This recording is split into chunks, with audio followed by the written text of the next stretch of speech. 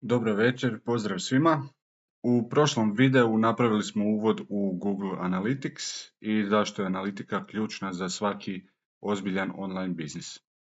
Danas ćemo se kratko osvrnuti na jednu vrlo zanimljivu i korisnu stvar, posjetitelje web stranice u stvarnom vremenu. Uzet ću primjer moje nove web stranice koju sam vam prošli put spomenuo, digitalnafranšiza.com, za jedan projekt u kojem sudjelujem kao vanjski suradnik. Dakle, imate primjer, ovdje imamo primjer digitalnafranšiza.com, imamo primjer aktivnih, ovdje vam piše aktivni korisnici i tako dalje. No ono što danas vam želim pokazati, što je fascinantno, jedna od featuresa koja je fascinantna kod Google Analyticsa, to je prikaz posjetitelja vaše web stranice u stvarnom vremenu. Dakle, nalazimo se ovdje gdje vidite piše aktivnih korisnika u posljednjih 30 minuta. Uzet ćemo to za primjer. Dakle, odličan način da uživo pratite promet, pogotovo kad objavite novi sadržaj, pokrenete kampanju ili podijelite link na društvenim mrežama.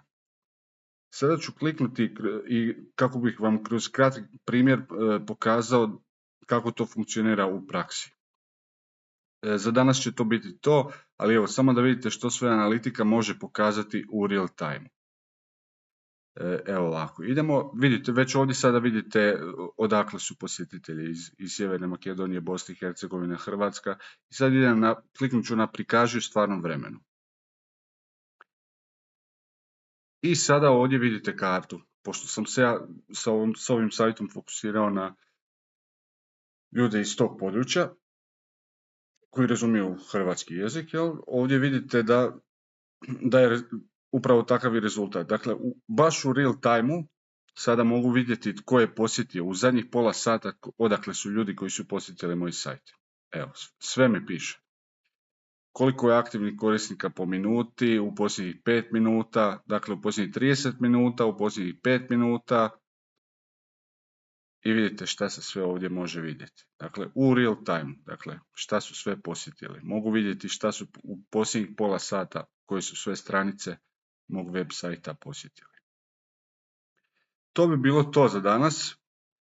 Ako vas ovakve teme zanimaju, pretplatite se na YouTube kanal, jer u sljedećim videima idemo dalje u Google Analytics, konverzije i praćenje rezultata. Hvala na gledanju i vidimo se u nekom od narednih videa.